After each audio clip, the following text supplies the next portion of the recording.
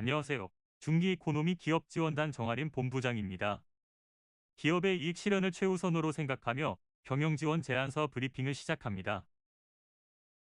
2020년 대표님들 퇴직금도 2배수로 작아지고 2020년 세법 개정안이 올해 확정되어 그간 잘 활용하던 차등 배당의 길이 막혔습니다. 알고 계신지요? 또한 최저시급은 8,720원으로 변동되었습니다. 법인에서 일어나는 일들은 꼭 일어나게 되는 라이프 사이클을 가지고 있는데요. 인생의 생로병사와 흡사하다고 할 수 있습니다.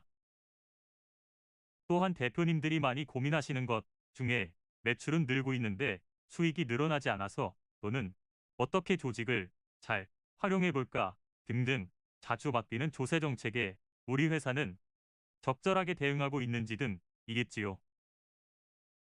물론 매출이나 전략, 인재, 관리 등은 대표님들께서 많이 알고 계신 부분입니다.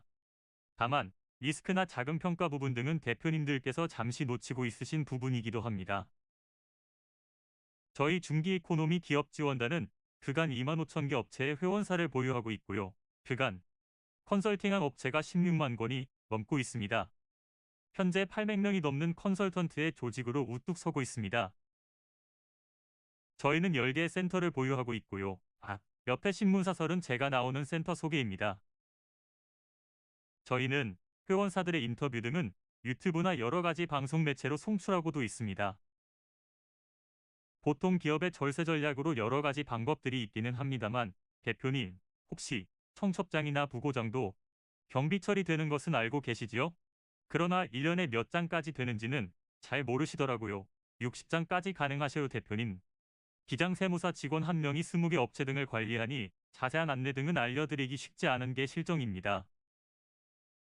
법무사님 또한 바쁘셔서 처음 원시 정관을 그대로 사용하시는 대표님들이 아직도 계시더군요.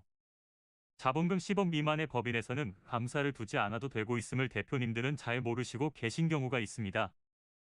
물론 감사를 두셨다면 당연히 감사보고서 작성의 의무가 발생함에도 준비를 하지 않으셔서 곤욕을 치르시곤 하시죠. 차명 주식이나 직원들을 주주로 올려놓으시고도 주식 양도 제한도 법인 등기부 등본에 표기도 안 해놓으신 경우가 허다합니다. 그리고 갑자기 중간 배당을 하시려고 해도 정관에 내용이 없어 허둥지둥하시다가 배당 시기를 놓치는 경우도 많이 보았습니다. 또한 감자나 자사주 취득을 할 때에도 부랴부랴 준비하시고 결국 세무당국에서 절차를 무시한 결과로 부인당하는 경우를 비일비재하게 보았습니다. 향후 유족보상금이란 제도도 활용하지 못하고 권리를 찾지 못하는 대표님들께는 꼭 정관 정비의 필요성을 말씀드리고 있습니다. 사실 세무적인 관점에서만 보더라도 여러 가지 정관 정비로 세율 구간이 달라지는 많은 효과를 볼 수 있기에 정관의 정비는 꼭 필요한 부분이라고 다시 한번 말씀드릴 수 있습니다. 기업의 자금 등 필요한 부분은 제조업일 경우 기술보증기금 또는 신용보증기금으로의 선택이 가장 쉽고 단순한 부분이지만 조금 더 중소기업청이나 중소기업진흥공단과 지방자치단체 자금도 써볼 만한 부분이기도 합니다. 물론 기술보증기금 쪽은 연구소나 벤처기업 확인과 이노비즈 등 가산점이 있기는 합니다. ISO나 연구소 등은 잠시 후 뒤편에서 안내해드리도록 하겠습니다. 물론 정책자금이라는 부분도 연구소가 있으면 정부 출연금과 보조금, 융자지원금 등의 특혜가 있기는 합니다만 재무부조 등의 준비 등이 필요한 부분이라고도 할 수 있습니다. 결국은 기업의 재무비율이나 재무이격도 등을 신경 써서 관리하고 재무제표에 반영해야 하는 것은 당연한 부분입니다. 그래서 빵빵빵 공업 주식회사의 기업평가 보고서를 저희가 준비해 보았습니다. 기업 현황과 기업의 가치 그리고 기업 부실지수 등을 진단 정리하여 요약한 것으로 저희 HK경영지원단의 AI 프로그램을 통하여 준비했습니다. 먼저 홍길동 대표님의 자산총계와 부채총계 그리고 자본총계와 매출액 영업이익과 당기순이익을 그래프로 표현해 보았습니다. 2017년 이후 100억에서 86억 원으로 약간의 주춤거림은 있었지만 그래도 선방하셨습니다. 자기자본 비율 즉 안정성 부분은 오각형 그래프에서 보듯이 낮게 분포되어 있습니다. 아무래도 부동산 과다법인인 경우 장기 차입금 등 부채가 좀 많이 포함되어 그렇게 보입니다. 매년 신용등급은 받으시고 계시네요.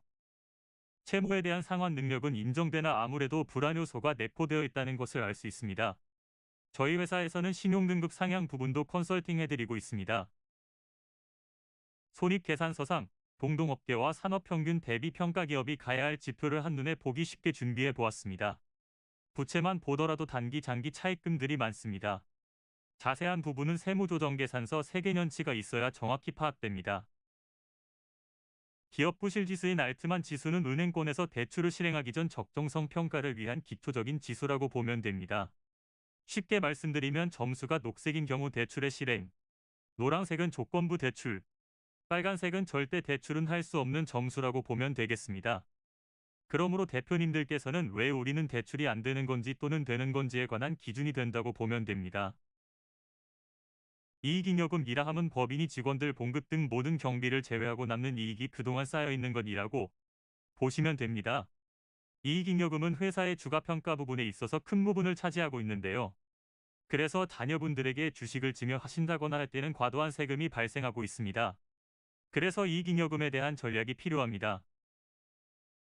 처음 사업을 하실 때 1억 5천만 원 자본금으로 액면가 만원짜리 15,000주로 시작을 하셨습니다. 그러나 현재의 주당 가치는 6만 700여 원으로 평가되고 있으며 기업의 가치는 9억 1천만 원으로 평가되고 있습니다. 주주는 3명이시며 100% 중에 67%는 친척이지만 명의신탁이 아닌가 하고 추정을 해봅니다. 명의신탁의 문제점과 리스크는 잠시 후 설명드리도록 하겠습니다. 기업의 신용등급이 꼭 필요한 업종이 여럿이죠. 특히 건설업종인 경우는 당연히 거래업체에서 요구를 하게 됩니다. 국내에서는 한국기업데이터, 나이스평가정보, 나이스DB, 이크레더블 등이 있습니다. 저희 회사에서는 한국기업데이터와 나이스평가정보와 긴밀하게 소통하고 있습니다. 물론 기업 신용으로만 대출을 받아야 할 경우도 생기게 됩니다. 정부의 입찰에도 필요하겠지만 신용등급은 자금 조달 시 은행이자율이 달라지고 대출 한도도 달라지게 되는 것이 신용등급 관리를 해야 하는 이유이기도 합니다. 특히 이 등급 점수를 필요로 하는 기업에서는 가지급이라는 부분이 문제가 되곤 하지요. 물론 대표님의 급여나 상여금으로 처리하고 계시는 세무사님들이 대부분입니다. 이유는 단순합니다. 저희가 알고 있는 전문적인 솔루션 등이 생소하기도 하거니와 책임을 지는 부분이 월 10여만 원의 단순 기장 비용을 받으면서 굳이 책임을 지려고 하겠습니까? 당연한 결과입니다. 대표님들은 저희에게 좋은 솔루션을 듣고 기장세무사와 같이 진행하는 분들이 계시기는 합니다. 그러나 2에서 3년 지나서 연락이 오기는 합니다. 절차상의 문제로 세무서에서 소명을 해야 한다고 가산세 등이 나왔다고 하더군요. 그러나 이미 세무사와 진행한 건을 저희가 책임질 이유는 당연히 없죠. 대표님 세무사가 해야 하는 부분이 일의 전부가 아니라는 겁니다. 법무 일정 등 법무사가 필요한 부분과 주식의 이동 등에 있어 절차상 상법을 준수해야 하는 단서 조건이 있습니다. 물론 정관이 수정되지 않은 상태에서 진행을 했다가 낭패를 보시는 많은 대표님들을 보아왔습니다. 저희 세무사는 보통의 기장세무사들이 모르는 부분을 처리해드리고 그 부분은 소명까지도 책임을 지고 있습니다. 특히 자사주 취득하시면서 주주총회의 소집이나 결의 통지까지가 없는 상태에서 세무적인 관점에서만 취득 후 세무만을 처리하다가 나중 사후 관리가 부족해서 세무당국에서의 소명에 실패한 경우를 너무 많이 보고 있습니다. 작은 이득을 보고 앞으로 벌어질 크리스크를 간과하신 대표님들의 책임이신 거죠. 결국 수업료로 많은 금액을 국가에 납부하시게 됩니다. 그만큼 전문가들의 손길이 필요하게 됩니다. 대표님은 임원으로서의 권리와 주주로서의 권리를 모두 이용 가능하셔요. 임원으로서는 그냥 가져다 쓰는 가지급금과 근로나 상여금 그리고 퇴직금이 있으시고요. 주주로서는 배당을 받을 권리와 자사주 매입을 통한 이익금을 받으실 수 있으셔요. 중요한 것은 가지급금은 말 그대로 그냥 가져다 쓰신 돈인데 연간 6%의 인정이자를 내셔야 합니다. 당연히 이자를 내지 않으시면 법인세나 소득세 부분의 상승은 당연하겠지요. 근로나 상여로 가져간 돈도 국민연금과 사대보험 등의 증가로 많은 세금을 부담하셔야 하는 상황을 만나게 되시죠. 현존 퇴직소득세는 가장 적은 세율이기는 하지만 2020년부터는 퇴직금의 배수 적용도 2배수로 적용되었습니다. 배당을 통한 절세 전략도 분리과세되는 4% 세율은 2천만 원까지입니다. 초과되는 부분은 종합소득세 과세에 포함됩니다. 또한 2020년까지는 적용되던 차등배당도 올해 2021년부터는 유명무실해졌습니다. 10년간 증여에 포함되었거든요. 그러나 아직 STF라는 부분이 많이 사용되고 있습니다. 보통 감자나 소각이라고도 이야기하는 부분입니다. 소득세를 비교해 보자면 급여보다는 배당이 유리하고 배당보다는 퇴직금을 활용하는 방안이 제일 절세할 수 있는 부분입니다.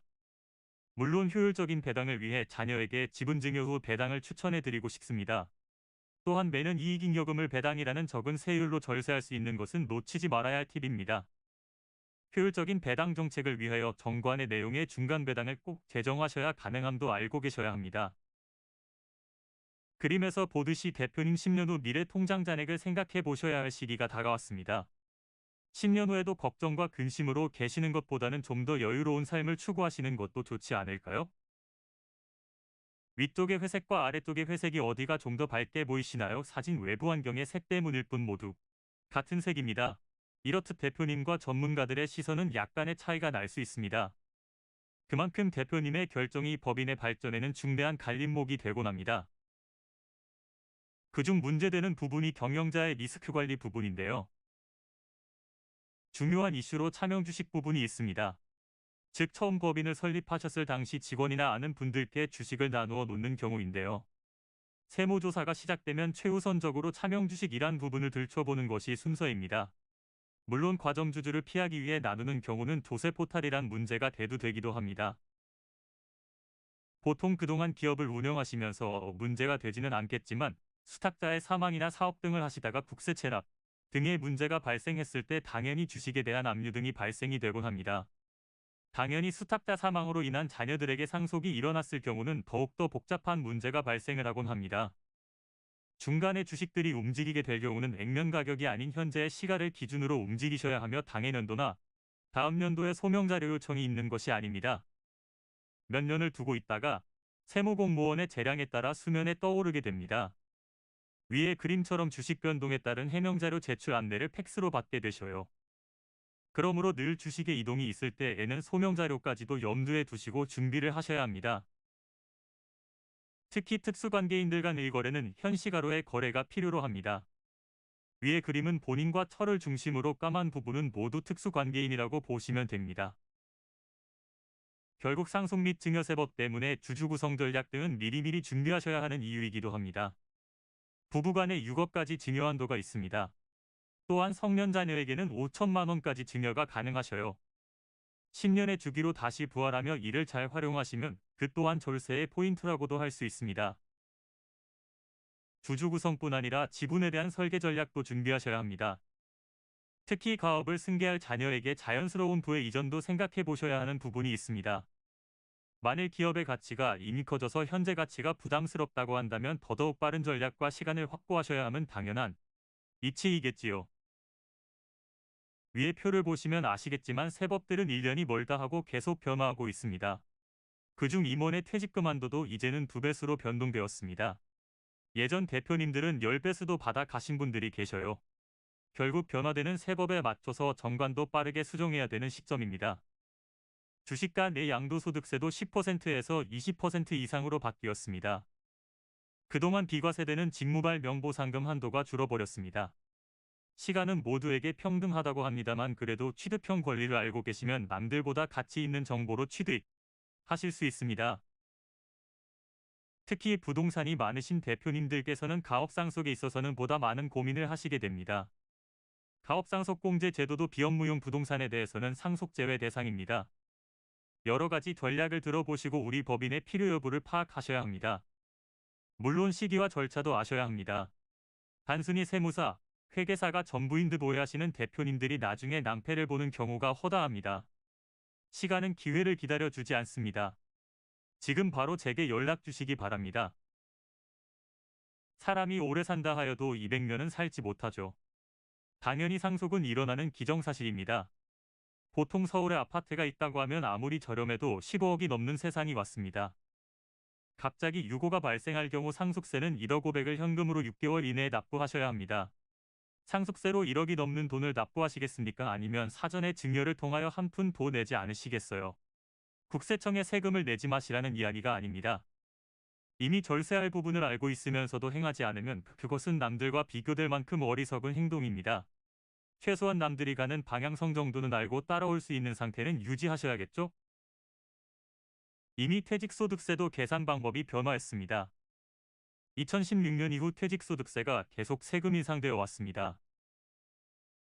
그러므로 대표님들께서도 퇴직금을 준비하셔야 합니다. 대표님들께서는 종업원들과 달리 퇴직금이 정관에서 위임된 별도의 퇴직급여 지급 규정에 따라 지급해야 합니다. 해당 사유도 법인세법 시행령 44조에 명시되어 있습니다. 법인에서도 퇴직금을 지급하고 손금 산입 인정을 받으려면 꼭 정관을 찾아서 새롭게 변경을 하셔야 합니다. 법인 정관 안에는 임원의 퇴직금과 유족보상금을 꼭 명시해 주시기를 바랍니다. 또한 대표님들 늘 말씀하시기를 먹고 죽을 것도 없는데 무슨 적금이나 보험을 드냐고 말입니다. 그럼 이렇게 여쭈어 보겠습니다. 나중에 퇴직할 때 법인에 돈이 없어서 퇴직금을 못 받으니 그냥 퇴직하시겠다. 그럼 단순하게 과연 그렇게 종결될까요? 아닙니다. 대표님이 받지 않은 퇴직금이 법인에게는 이익으로 잡히게 됩니다. 대표님은 법인에게 증여를 해주신 셈이 됩니다. 법인은 당연히 법인세를 내야 하며 이익으로 잡힌 부분은 당연히 법인세 증가로 이어지게 됩니다. 이렇듯 하나만 보시고는 둘을 못 보시게 됩니다. 당연합니다. 평생에 한 번이나 실행하는 퇴직금과 퇴직세까지 챙기시는 대표님들은 소수이셔요. 그치만 그 소수이신 분들은 나중에 알게 되시죠. 왜 컨설턴트들이 기업체와 공존하는지를요. 그래서 법인자산 계정을 활용하는 방법 중 보험이란 계정을 활용하는 것입니다. 제조업인 경우는 인증제도를 활용하시는 것이 기업의 발전 가능성이나 비전을 제시하시기에 적절한 제도입니다. 그중 당연히 기본이 되는 것은 연구소나 전담부서입니다. 여러 혜택들이 있습니다. 물론 조달을 준비하신다면 당연히 가산 점수가 되는 인증제도를 이용하셔야 합니다. 외국으로 수출을 하는 업체는 더더욱 필요합니다. 저희 회사가 도와드릴 수 있습니다. 연구소나 전담부서를 준비하셨다고 하면 당연히 법인세와 소득세 감면 효과가 큰 벤처기업 인증을 준비하셔야죠. 이노비즈를 통하여 정책자금 등 우대를 받을 수도 있습니다. 물론 메인비즈를 통한 많은 혜택도 놓치지 않으셨으면 합니다. 이 또한 저희 회사에서 지원해드리는 서비스에 포함되어 있습니다. 연구소와 전담부서의 설립 구성 요건 등입니다. 인적 요건이 충족하신다고 하면 준비하지 않을 이유가 하나도 없습니다. 도세 지원 항목들을 보시면 세액공제 부분이 상당히 많습니다. 연구원 수별 세액공제액이 차이가 납니다. 3명만 되더라도 1년간 모든 경제활동을 하시고 내야 할 세금에서 1,800여만 원을 제해준다는 의미입니다. 그럼 1,800의 당기순이익이 나오려면 얼마나 인력이 필요하고 전기세, 운송료 등이 소진되어야 1,800의 순이익이 나올까요? 물론 4대 법정의무 교육은 매년 꼭 실시하시고 계신 거죠? 종업원이 직무과정에서 발명한 것을 기업이 승계하고 종업원에게는 정당한 보상을 하는 제도인 직무발명제도를 알고 계시는지요? 임원을 포함한 종업원이 직무과정에서 발명한 기술이 기업의 업무 범위에 속하고 그 발명을 하게 된 행위가 종업원의 직무에 속하는 발명을 말합니다. 직무발명제도를 도입하시려는 계획이 있다면 저희가 도움드리도록 하겠습니다. 또한 핵심인력 성과보상제도는 알고 계신지요? 중소기업 인력지원 특별법 내의 핵심인력, 장기재직, 우수인력 유입을 위하여 운영하는 제도이며 사업주와 핵심인력이 공동으로 적립공제금을 5년 이상 재직인력에게 성과보상금 형태로 지급하는 제도입니다. 중소기업 사업주에게는 손금 인정되며 세액공제가 되며 핵심인력에게는 본인 납입 대비 3배 이상 받을 수 있는 좋은 제도입니다. 혹시 노무는 노무사님의 서비스를 받고 계시나요? 중소기업에서는 비용 문제로 노무를 안일하게 생각하시다가 큰 교육비를 부담하시게 되죠. 근로자는 국가에서 보호의 대상이라고 해서 많은 지원 등이 있으나 사업주의 입장에서는 모든 서류 등을 스스로 준비하고 증빙하는 수밖에는 없습니다. 그러한 과정에서 매년 바뀌는 최저임금의 변화에 빠르게 대처하지 않았을 경우 주지의무 등 처벌과 과태료 등만 해도 작은 금액이 아닙니다. 늘 준비하고 시행하셔야 하는 이유이기도 합니다. 최저임금은 임금의 최저 수준을 정하고 사용자에게 이 수준 이상의 임금을 지급하도록 하는 제도입니다. 사용자가 근로자에게 알려주어야 할 사항도 아셔야 하고요. 수습기간에 있는 근로자는 최저 임금액의 10%를 감액할 수 있습니다. 다만 단순 노무 업무 등 고용노동부장관이 정하여 고시한 직종에 종사하는 근로자는 수습 여부, 계약기관에 관계없이 최저임금 100%를 지급하여야 합니다. 근로시간 단축 청구권 제도는 근로자가 소정근로시간의 단축을 사업주에게 신청할 수 있는 권리를 제도적으로 보장하는 것으로 공공기관 및 300인 이상 사업장을 대상으로 최초 시행됐으며 기업 규모별로 2022년까지 단계적으로 확대, 시행됩니다. 시행 시기는 2020년 1월 공공기관 및 300인 이상 사업장, 2021년 1월 30인 이상 사업장, 2022년 1월 1인 이상 사업장으로 확대 시행됩니다. 근로시간 단축 청구권 제도의 주요 내용을 살펴보면 근로시간 단축을 신청할 수 있는 사유로는 가족돌봄, 본인 건강, 은퇴 준비, 학업이 해당하며 근로자는 이러한 사유로 근로시간 단축을 신청할 수 있고 사업주는 요건을 충족하는 경우 이를 허용해야 하는 의무가 있습니다. 다만 사업주는 대체 인력 채용이 불가한 경우, 정상적인 사업 운영에 중대한 지장을 초래하는 경우 등 허용, 예외 사유가 인정되면 근로시간 단축을 허용하지 않을 수 있습니다. 임금체불 등이 생기면 노동청의 사업장 감독 등이 시작되고 해고 사건이 벌어진다고 하면 노동위원회에서 제재를 받으실 수 있으며 산재 사건이나 사대보험 문제가 발생하면 근로복지공단에 자주 왕래하셔야 하는 불편함이 생기게 됩니다. 특히 이 통상임금은 잘 알고 계셔야 하는데요. 보통 1년 이상 일을 하였다면 1개월분의 통상임금을 기본으로 지급하고 있습니다. 통상임금에서 만족해야 할 조건은 크게 3가지가 있습니다. 정기성과 일률성, 고정성이 있어야 하는데요. 이는 직장에서 업무를 하고 있는 노동자에게 일률적 혹은 정기적으로 소정의 근로나 총근로에 대해서 주기로 약속하였던 시급 및 주급, 월급 등을 의미합니다. 이 밖에도 기본적으로 나오는 급여는 물론 연장 근무를 하거나 직책과 직무에 따른 수당 혹은 휴가 수당 등이 존재하며 성과급 혹은 특수작업, 기술에 따른 수당까지 폭넓게 있습니다. 범위가 다소 넓은 편이며 직장에 따라 차이가 있기에 모호하다는 생각이 들 수 있습니다. 이렇듯 노무에 대하여서는 전문가와 꼭 상의하시기 바랍니다.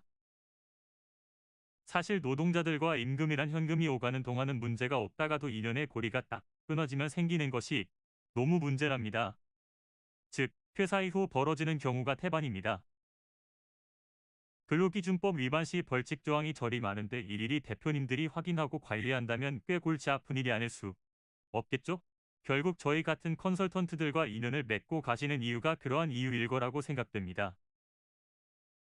임금 분석도 당연히 하셔야 할 관리 부분이라고 생각됩니다.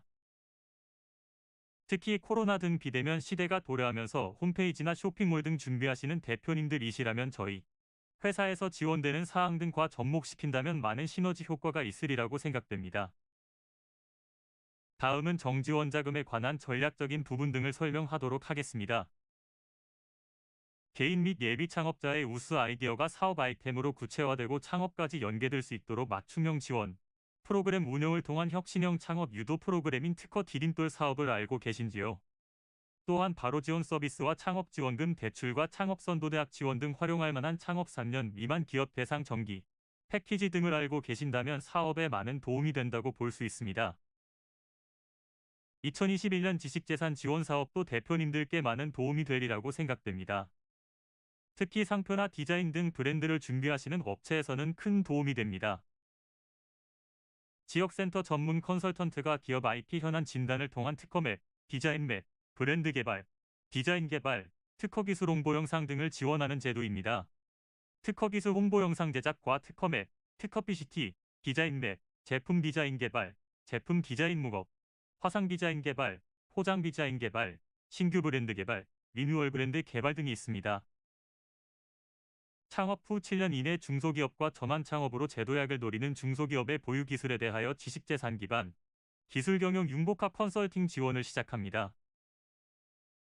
중소기업 경영 현장에서 마주하는 다양한 지식재산 애로사항에 대하여 전국 24개 지역 지식재산센터에서 적시 해결 상담해주는 지식재산 긴급지원 서비스도 눈여겨볼 만합니다.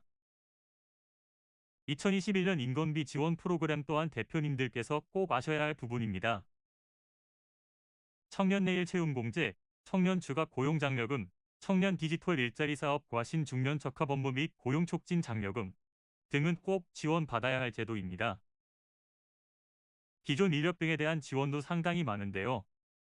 정규직 전환 적립금, 고령자 계속 고용 장려금, 일가정 양립 환경 개선 지원금 등도 매우 유용한 제도라고 할 수 있습니다. 인력 지원 사업 중 일자리 함께하기 지원금, 사내근로복지기금 또한 2021년 눈여겨볼 만한 사업입니다. 물론 자금 확보 프로그램으로 RT나 보조금 등은 연구 인력이 있다면 잘 이용하시는 편이 좋습니다. 특히 특허를 확보하신 대표님께서는 특허 자본화라는 부분도 이용할 수 있습니다. 아울러 특허를 준비하시는 대표님들이 계신다면 여러 가지 제도적 이점을 확보할 수 있도록 컨설팅 받아 보시는 것을 추천합니다. 특히 요즘은 M&A를 많이 진행하고 있는 중소기업들을 위해 저희 M&A팀과 같이 상의해 보시는 것을 권고 드리는 바입니다. 각종 경영의 위기가 왔을 때 언제든 기업 지원단을 애용해 주시기를 부탁드립니다. 법인의 설립에서 청산까지 모든 일어나는 경영활동의 길자리가 되기 위해 늘 노력하고 연구하며 성실하게 도움 드리도록 하겠습니다. 저희는 이미 업무 실행 일정별 프로그램이 준비되어 있습니다. 간단한 정관 및 제도 정비에서부터 노무, 부식의 이동, 미처분이익 잉여금 처리, 가지급금 등 기업 돌봄 서비스까지 지원하고 있습니다. 서비스의 내용 등은 위에 열거된 부분이며 이외에도 경영상 문제점 등과 가업의 승계 부분까지 디테일하게 도움드리고 있습니다. 특히 이 대표님들이 가장 궁금하게 생각하시는 기업의 세무 이슈 등을 매출이나 기간에 따라 현재 우리 기업의 문제점 등을 소상히 파악하여 솔루션을 제공합니다. 저희가 훌륭한 선수가 될 수는 없습니다. 대표님들이 선수라고 할 때 저희는 코치라고 보시면 됩니다. 훌륭한 선수에게는 늘 도움을 주는 코치가 곁에 있었습니다. 그런 코치가 저희 기업 지원단임을 기억해 주셨으면 하는 마음을 전합니다. 이러한 저희 프로그램에 참여해보지 않으시렵니까? 3회 미팅까지는 비용이 하나도 없으며 대표님이 소중한 시간을 비워주시면 저희가 알찬 정보로 시간을 채워드리도록 하겠습니다. 저는 중기이코노미 기업지원단 본부장 정아림이라고 합니다. 연락처는 010-2724-03유급입니다. 감사합니다.